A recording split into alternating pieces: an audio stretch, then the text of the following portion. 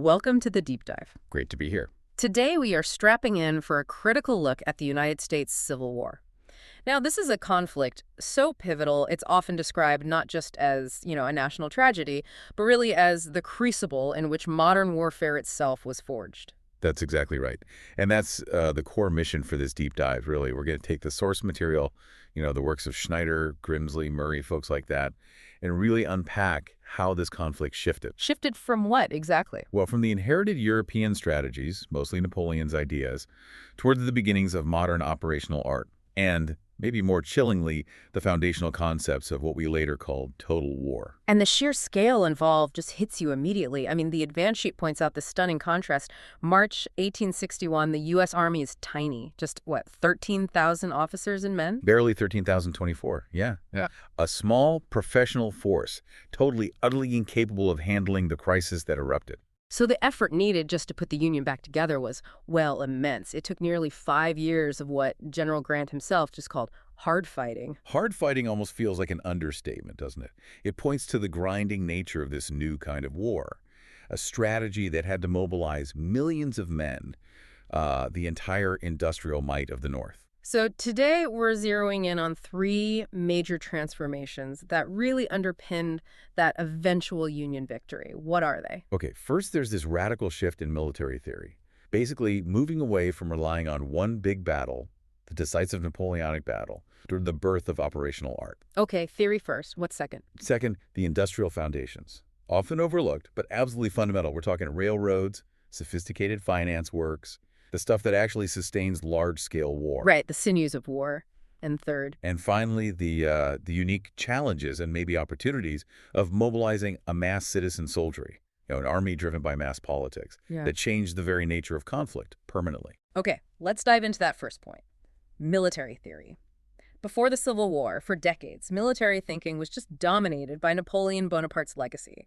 What did that actually look like on the ground? And, crucially, why did the American conflict make it, obsolete? Well, that classical style of warfare, the one that lasted right up to the mid-19th century, it's best described as the strategy of a single point. Strategy of a single point. Yeah, it's a concept later analyzed really well by the Soviet theorist G.S. Esserson, and it's absolutely central to James Schneider's work, The Loose Marble and the Origins of Operational Art. The whole idea rested on concentration, intense, focused effort. So instead of thinking about a campaign spread across, say, half a continent, commanders were laser-focused on maneuvering their army, this dense, single mass of troops, toward one specific location. Precisely. The entire goal was the decisive battle, a battle of annihilation, the time that could settle the fate of empires in basically an afternoon. Think Austerlitz, think Jena. Right, and Clausewitz kind of codified this, didn't he, with his idea of the center of gravity? He absolutely did. Clausewitz argued that the center of gravity is always where the enemy's mass is thickest. Their main army, their capital, maybe their headquarters. And that is the most effective target for your decisive blow. So concentrate everything. Achieve convergence at that single point. That was the dominant strategy. It's exactly what Napoleon meant when he told his marshals, march dispersed, fight united, move separately to cover ground, but come together for the knockout punch. Okay, but then you try to apply that mindset to the American theater. I mean, the sheer geographic scale, you're talking Pennsylvania down to Texas, Atlantic to the Mississippi, it just breaks down, doesn't it? It completely breaks down. The distances are just too vast. The idea that a single decisive battle could settle the outcome, impossible. So the Civil War fundamentally shatters that Napoleonic paradigm. It does. And in doing so, it forces the seeds of something new to sprout. What Schneider argues is operational art. And that's fundamentally different. Qualitatively distinct, yeah. Schneider defines it as integrating operations that are distributed, spread out in both space and time into one coherent whole. You couldn't win the war with one perfect maneuver anymore. So it's more like planning a huge multi-year construction project across many sites, rather than just designing one building. That's a great analogy. You had to link actions over vast distances and long periods. It required a whole new way of thinking and commanding. And this demanded 2 critical shifts in how commanders even saw the battlefield. These seem really key to understanding that move from annihilation to exhaustion. They are fundamental. Their first shift was what Schneider calls lateral distribution. Armies weren't single masses anymore. Forces had to be spread across a generally continuous front, sometimes thousands of miles long, especially out west. Which means you have to synchronize actions happening simultaneously way over there and way over here. Exactly. Something previous general staffs just weren't built for. And the second shift, maybe even more profound, was depth distribution. Depth, Meaning the theater of operations itself deepened. It wasn't just a line on a map. It covered entire regions, river valleys. This broke that classical reliance on one single decisive action. So you needed successive operations linked together. Precisely. Operations throughout the entire depth of the theater. Campaigns now had to be run in these discrete, sustained chunks of activity. And the command structure had to manage that flow, that sequence, over time. So the Civil War took existing tactical tools like the division and corps systems, which were originally about faster maneuver. Right. Making armies more agile tactically. It basically repurposed them to manage this totally new strategic scale. We probably need to trace that command evolution a bit. Yeah, the precursors were definitely there. The division system itself, mid-18th century, was about tactical flexibility. Then you have General Pierre de Bourset, who realized, hey, if you spread divisions out laterally, you need a better staff system to control them. He's really the ancestor of the modern general staff. Okay. And Napoleon. He used the corps system brilliantly. Brilliantly. It let his armies move over a wider front, the whole march dispersed idea. But crucially, it was always subordinated to that ultimate goal, converging for one massive battle. He still clung to the single-point strategy. But the Civil War forced the leap beyond Napoleon because of the distances, because distributed operations were just unavoidable. Exactly. Both sides stumbled into implementing command structures that functioned effectively as quasi-army group headquarters. This was new. Can you give examples? Sure. The Confederacy set up territorial divisions, like the one under Joseph E. Johnston, specifically to coordinate multiple armies across huge chunks of the Western theater. And the Union side. On the federal side, the creation of the Military Division of the Mississippi under Ulysses S. Grant was a landmark, a single headquarters designed explicitly to coordinate three separate field armies: the Tennessee, the Cumberland, the Ohio. And the goal was specifically coordinating these distributed operations over continental distances. Yes. This wasn't just managing troop movements on a march. It was about connecting those distributed chunks of operational activity, those successive campaigns, into a single, coherent, multi-year plan. The sheer geography of America forced the functional emergence of a new military art, whether the generals fully grasped the theory behind it or not. Okay, so this new operational thinking depth, lateral distribution, it obviously needs a completely different kind of logistical support system, right? You can't run a campaign across the entire Mississippi Valley relying on horse-drawn wagons. Absolutely not. The theoretical shift had to be underpinned by the Industrial Revolution. And that brings us really to the unsung hero of the Union victory: the railroad. Ah, the railroad. Christopher Gable's work, Railroad Generalship, really hits this hard, doesn't it? It does. Gable argues convincingly that the American Civil War was the first major conflict where railroads played a dominant, absolutely war-altering role.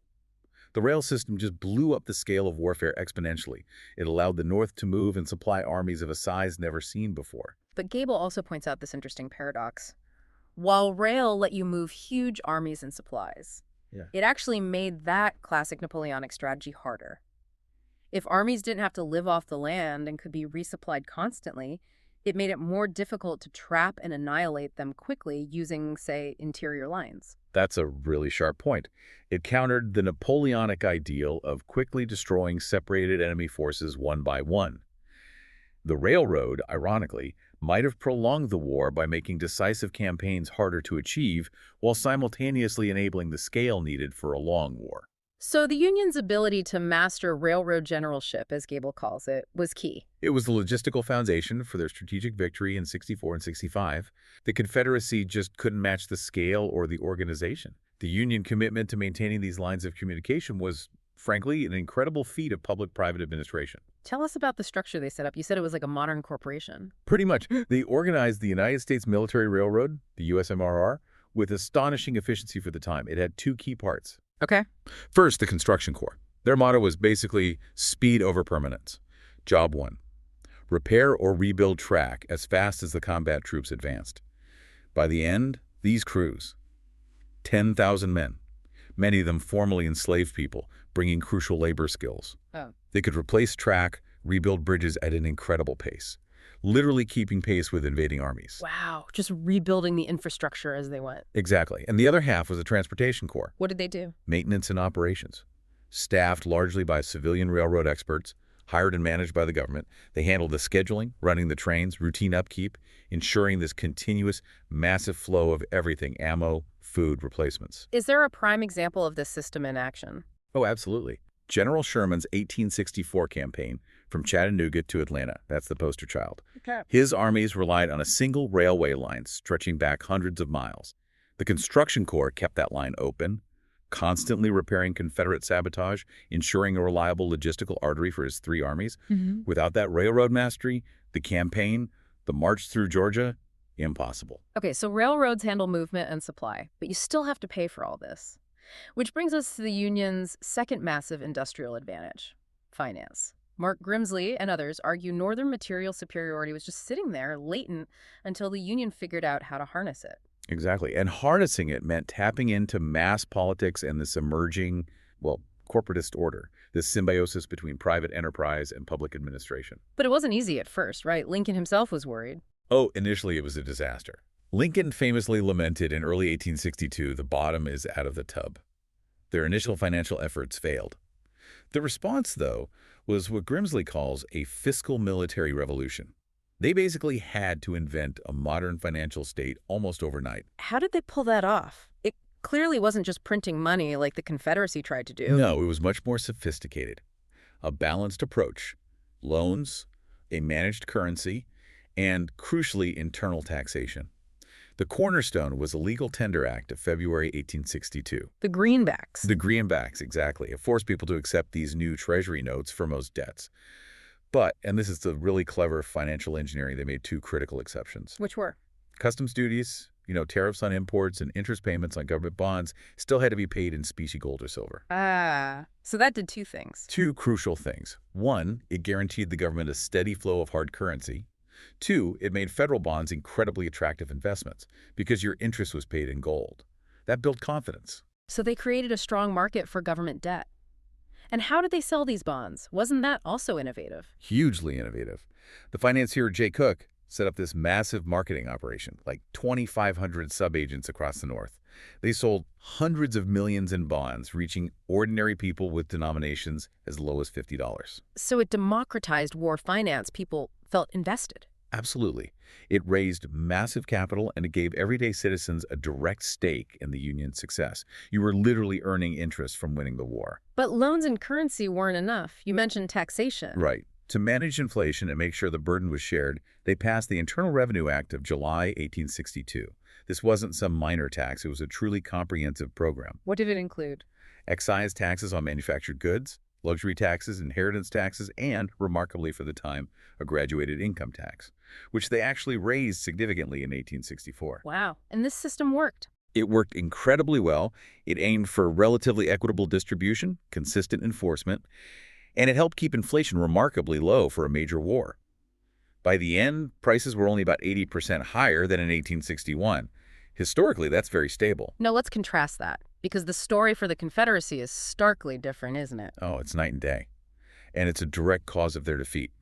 The Confederacy relied almost entirely on bond sales, often bought with newly printed treasury notes, which just fueled inflation and simply printing more notes that weren't legal tender. And their political situation hampered taxation. Massively.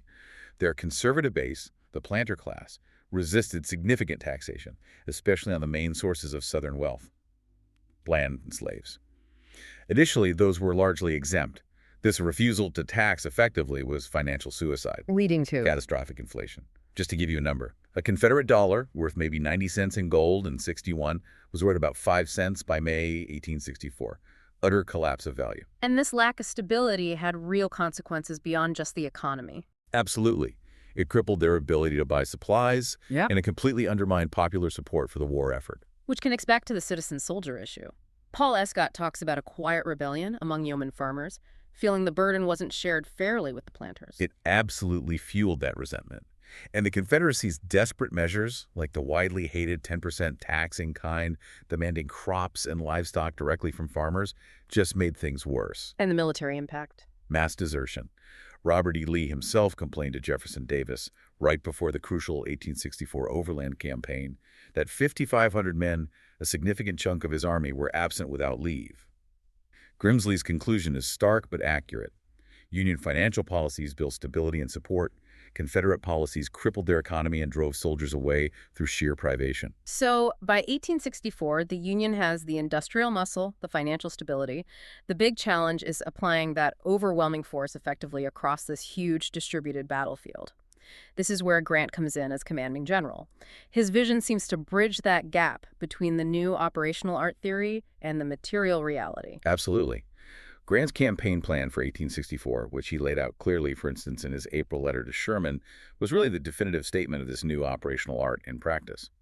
His core intent was explicit: to work all parts of the Army together and toward a common center. Unify the effort, stop the piecemeal campaigns. Exactly. It explicitly corrected the disunity that had plagued the Union for 3 years, where different armies often acted completely independently, allowing the Confederates to shift forces between theaters. And this unified action served one, brutal strategic purpose. He spelled it out later in his 1865 report, didn't he? 2 core ideas that really define that shift from annihilation to exhaustion. He did. The first idea was purely operational. Use the maximum number of troops possible, everywhere all at once. Hit the enemy's armed forces continuously, preventing them from shifting troops, never letting them rest or regroup, simultaneous pressure across the whole front. Okay, keep them off balance. Yeah. And the second idea, that's the one that really sounds like modern war. It is.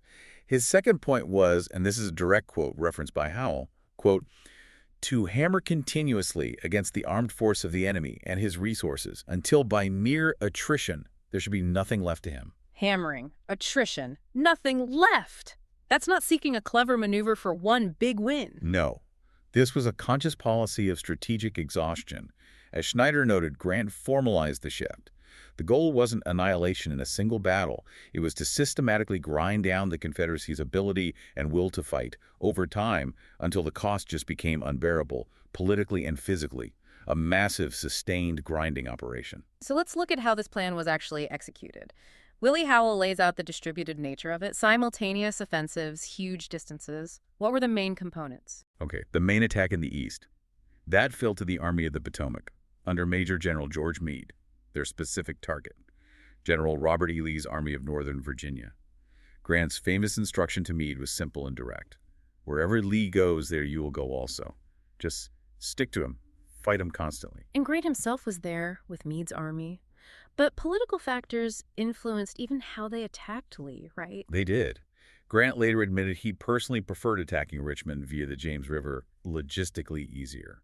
But he was forced onto the overland route, straight south through Virginia, which led to horrific casualties because the Lincoln administration absolutely insisted the Army of the Potomac had to physically cover Washington, D.C. Politics dictated the operational approach. Okay, so that's the main effort against Lee. But there were crucial subordinate attacks in the east meant to tie down Confederate forces and cut supply lines. The first involved Benjamin Butler's Army of the James. Right. Butler, who was, let's say, a political general, not known for military brilliance, his mission was to land south of Richmond at Bermuda Hundred and basically sneak in the back door while Lee was occupied with Grant. He was also supposed to bottle up Confederate forces under General Beauregard. Oh, that go. Total failure.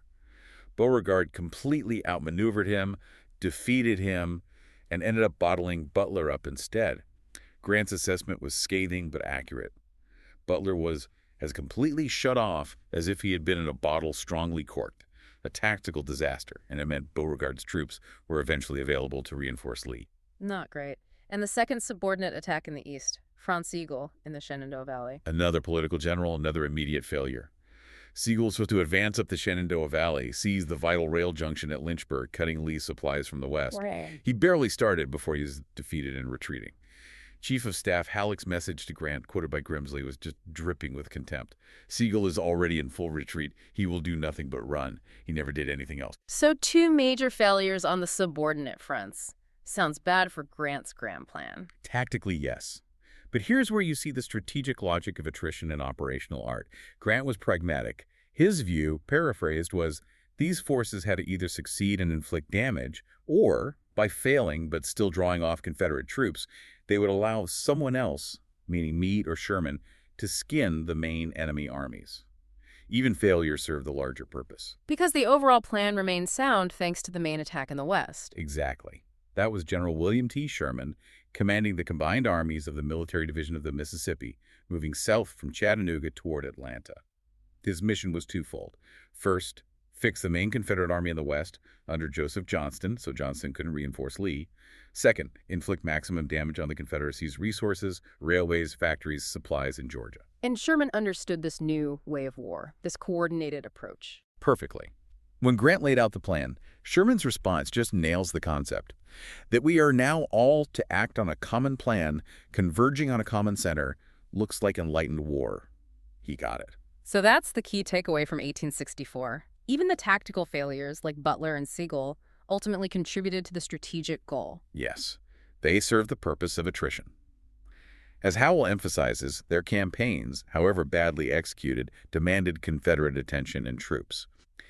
They starved Lee's army of reinforcements that might have made a difference against Grant. This relentless, distributed pressure, even with setbacks, is what allowed Grant to make good on his famous pledge.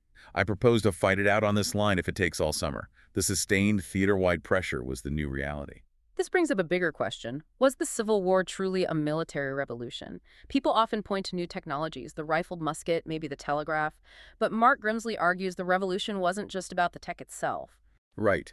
Grimsley's point is crucial. He argues the Civil War was revolutionary because it happened at the intersection of two other non-military revolutions. First, the era of mass politics that grew out of the French Revolution. Second, the technology and the managerial style of the Industrial Revolution. It's the context that matters. So the technology alone wasn't the whole story, even the rifled musket. Not entirely. Russell Weigley points out that while the rifled musket was definitely more lethal than the old smoothbore, its impact on average engagement ranges wasn't quite as dramatic as sometimes portrayed. It went up, sure, from maybe 80, 100 yards to an average of about 116 yards in major battles, a significant increase, but not necessarily strategy-altering on its own. The real game changer was the North's ability to leverage those bigger systems: industry, finance, politics. That was the real asymmetric advantage, the ability to mobilize and sustain the effort on an industrial scale. Okay, let's use that context to talk about total war. It's a term people throw around a lot regarding the Civil War. What does it actually mean in this specific context? Well, Williamson Murray offers a useful definition. Total war involves a state mobilizing its manpower, resources, industrial potential to the greatest possible extent. And importantly, it involves large-scale attacks on the opponent's war resources, not just their armies. So does the Civil War fit that definition?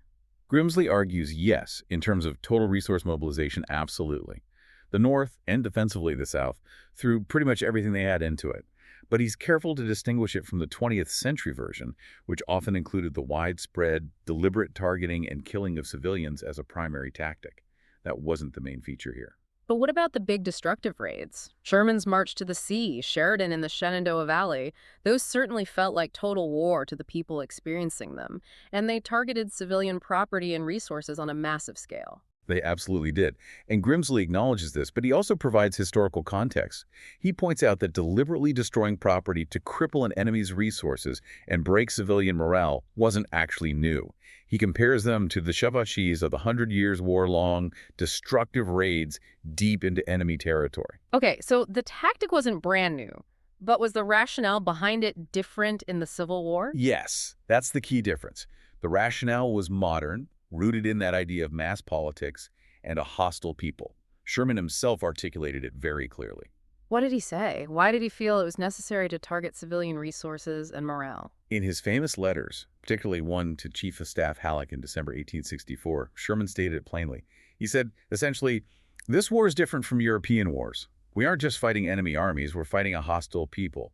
And we have to make everyone old, young, rich, poor feel the hard hand of war. That's a chilling statement, targeting the society's will to resist, not just its military capacity. Precisely. It's the logic that justifies attacking the economic and psychological foundations of the enemy state. And the effects were, well, devastating. Howell and Murray detail the destruction during the march to the sea. Utterly devastating. When Sherman cut loose from Atlanta, his army spread out, 60 miles wide some say, and just systematically wrecked everything of potential military value. Railroads were destroyed. They'd heat the rails red hot and twist them around trees, the famous Sherman's neckties. They consumed or destroyed food supplies, cattle, corn, anything the Confederate Army might use. The estimated damage in Georgia alone was $100 million, an astronomical sum then. And this continued through the Carolinas. Yes. These marches effectively broke the Confederacy's economic backbone, cutting off Lee's army from its last remaining supply sources. It was war aimed at the enemy's total capacity to wage war. So wrapping the section up, the key difference was sustained pressure. The North had the resources, the operational art, the financial backing to wage this long, grinding war of exhaustion. And the South simply couldn't sustain it. They were trapped. Clinging to the older Napoleonic idea of seeking the decisive battle, they lacked a viable strategy for this kind of prolonged, resource-intensive conflict. As Murray argues, they were forced onto the defensive in a war of exhaustion they couldn't win, simply trying to hold out. Lee's tactical brilliance couldn't overcome the fundamental strategic and material disadvantages. The North's resource-driven attrition ultimately prevailed. This massive war effort, this strategy of exhaustion, it all relied on mobilizing huge numbers of people, the citizen soldier. But Grimsley points out this creates a paradox.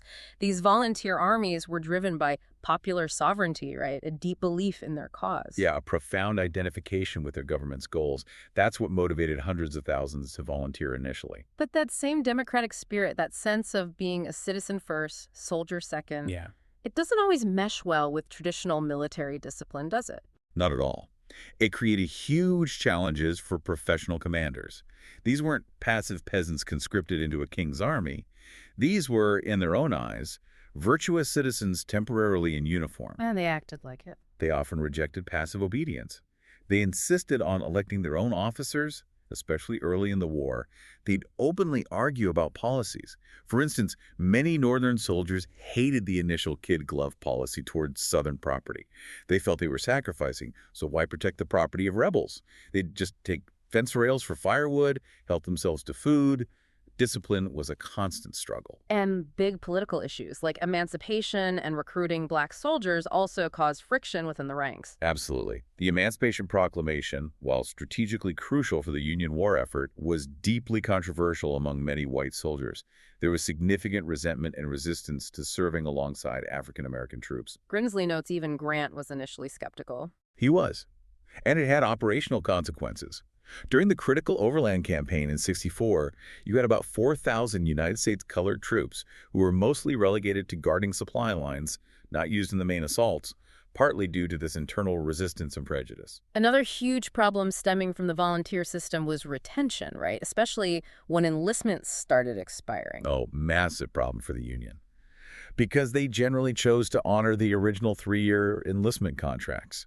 Morally and legally, they felt they had to. Which meant that in the spring and summer of 1864, right in the middle of Grant's make-or-break campaign against Lee, entire regiments of experienced veterans simply packed up and went home because their time was up. You're kidding. They just marched off the field. Literally. Units like the Pennsylvania Reserves, battle-hardened veterans, finished their term and marched away. There are accounts of Lee being aware of this from Northern newspapers, but still being cautious, suspecting it might be a trick. It was a huge drain of combat power at the worst possible moment. And the men brought in to replace them, through conscription and bounties, they weren't the same quality, were they? Not even close. This led to the infamous bounty jumpers, guys who'd enlist just to collect the large cash bounty, sometimes up to $1,000, a fortune back then, and then desert at the first opportunity, maybe to enlist again somewhere else under a different name. A nightmare for commanders. Total nightmare. And then you had substitutes, men legally hired by wealthier draftees to take their place. Veterans generally despised both groups. They were seen as unreliable, unmotivated. A Massachusetts soldier wrote that if these bounty men were trusted on picket duty, the Army will soon be in hell. So it degraded the Army's effectiveness. Severely, especially in roles requiring trust and vigilance, like outpost duty. Commanders had to dedicate resources just to watch these guys, to prevent them from deserting or falling asleep on watch. It was a constant internal headache on top of fighting the enemy. This whole tension, the professional military trying to manage a war fueled by mass democratic passion, it wasn't just an American problem. Ethan Refuse draws a really interesting parallel between Sherman and the Great Prussian strategist Helmuth von Moltke. Yeah, Moltke, the architect of Prussian victories later in the century. He was a Thorough, professional, conservative, definitely not a fan of messy democratic politics. But he was also a pragmatist. He saw the writing on the wall. He did. He recognized that the old days were over. He wrote, "The days are gone by when, for dynastical ends, small armies of professional soldiers went to war." He saw clearly, the wars of the present day call whole nations to arms. But like Sherman, Moltke seemed uneasy about this. He saw popular involvement making war worse. He absolutely did. He concluded that popular passions made wars perhaps less frequent, but ultimately more terrible. He specifically feared a people's war because it shattered the neat confines of professional armies settling things amongst themselves. It became unlimited. And his fears were confirmed by his own experience, weren't they, in the Franco-Prussian War? Yes, 1870-71. Prussia achieved stunningly decisive victories against France's professional armies. Napoleon III was captured, Paris besieged. By conventional rules, the war should have been over. But it wasn't. It wasn't. French resistance erupted, fueled by popular outrage. It became a guerrilla war, a people's war. Moltke was genuinely shocked. He noted, even after the main French army was captured, there are more men under arms in France than at the beginning of the war. This popular resistance just wouldn't quit. And that led Moltke to the same grim conclusion as Sherman about how to deal with it. Exactly the same conclusion. He realized that against this kind of popular total resistance, conventional military victory wasn't enough. He concluded that only merciless severity, harsh reprisals, targeting the infrastructure and will of the resisting population could achieve their political ends. It's a chilling echo of Sherman's justification for his marches. Both professional soldiers, facing a people's war, arrived at the necessity of hard war. Wow. Okay, stepping back from the grand strategy in politics, the ultimate confirmation of this new era of warfare came down to the brutal reality on the battlefield itself. Russell Weigley really emphasizes this. He does. Weigley argues that the Confederate strategy, particularly Lee and Stonewall Jackson's brilliant but costly attempts to use Napoleonic maneuver and offensive tactics, was fundamentally flawed against mid-19th century weaponry, specifically the rifled musket. How did the rifle change things so drastically at the tactical level? It dramatically increased the effective range and accuracy of infantry fire. Smoothbores were inaccurate much beyond 50, maybe 100 yards. Rifles were lethal out to 250 yards or more in trained hands. This completely changed the calculus of the attack. Made frontal assault almost suicidal. Pretty much. Charging across open ground against disciplined infantry armed with rifles became incredibly deadly, and it made the classic culmination of the Napoleonic attack, the bayonet charge, almost impossible. Really? The bayonet charge was obsolete. Functionally, yes. The casualty statistics are just staggering. Weigley cites Union hospital records showing only 922 documented wounds from bayonets or sabers during the entire war, out of millions of casualties. Closing too cold steel range against rifled firepower was incredibly rare and usually disastrous for the attacker. So even when the Confederates achieved brilliant tactical victories like their famous flank attacks at 2nd Manassas or Chancellorsville, the cost was unsustainable. Weigley points out that often the victorious Confederate army suffered higher percentage losses than the defeated Federals. Chancellorsville is the prime example. Lee won a masterpiece of maneuver, but lost about 22% of his army doing it. Hooker, the loser, lost about 13%. You simply can't win a war of attrition if your victories cost you more than the enemy's defeats cost them. Exactly. The math is brutal and inescapable. The rifled musket, combined with the soldiers' rapid adoption of entrenchments digging in, became almost instantaneous whenever troops halted, created a defensive power that Napoleonic tactics just couldn't overcome reliably. Those trenches around Petersburg foreshadowing World War I. A direct, grim foreshadowing. It ensured that no single battle, no matter how brilliantly conceived, could achieve that decisive war-ending victory like an Austerlitz or Jena. The age of the single-point strategy was definitively over. Attrition, enabled by industry and necessitated by firepower, was king. So when you pull it all together, the Civil War really was this functional, brutal laboratory for modern warfare, wasn't it? It really seems that way. It forced this massive transition away from that old strategy of a single point, focused on one battle of annihilation, Towards distributed, coherent operational art, applied across these vast theaters of war, linking campaigns over time and space. And we saw that Union victory wasn't ultimately built on some magic bullet, some single brilliant general or decisive weapon. It was built on the superior synchronization of all those other factors. Yeah, the industrial capacity, that revolutionary financial planning we talked about, the logistical mastery with the railroads. It all enabled that relentless, resource-driven strategy of exhaustion. And finally, the conflict just laid bare the terrifying power and cost of mass politics and warfare, that people's war dynamic. Requiring total resource mobilization, leading to war that broke free from the old constraints, targeting the enemy's entire society. It fundamentally altered the stakes and the likely duration of conflict forever. Russell Wagley makes an interesting observation about the legacy. He notes that later 19th century strategy really did shift towards Grant's method overwhelming force attrition, that hard fighting, based on superior resources. He sees it as foundational to the American way of war, culminating in things like the D-Day landings in World War II. That Grant legacy of methodical resource-based attrition is definitely powerful. But the memory, maybe the specter, of Sherman's deep strikes deliberately targeting resources, infrastructure, and civilian will that also persisted as a strategic option, didn't it? It certainly did, which leaves us, and you the listener, with a really provocative final thought to chew on. Which of these two legacies, born from the Civil War, has ultimately proven more influential? Is it the Grant model? The methodical, resource-driven attrition, grinding down the enemy with overwhelming industrial might? Or is it the Sherman model, the psychological and economic warfare, aimed at shattering the enemy's will to resist by striking deep into their society? Which approach has become the more defining and perhaps the more terrifying characteristic of warfare in the century and a half since? It really forces you to think about the limits nations are willing to endure and the limits commanders are willing to impose once war truly becomes the people's business.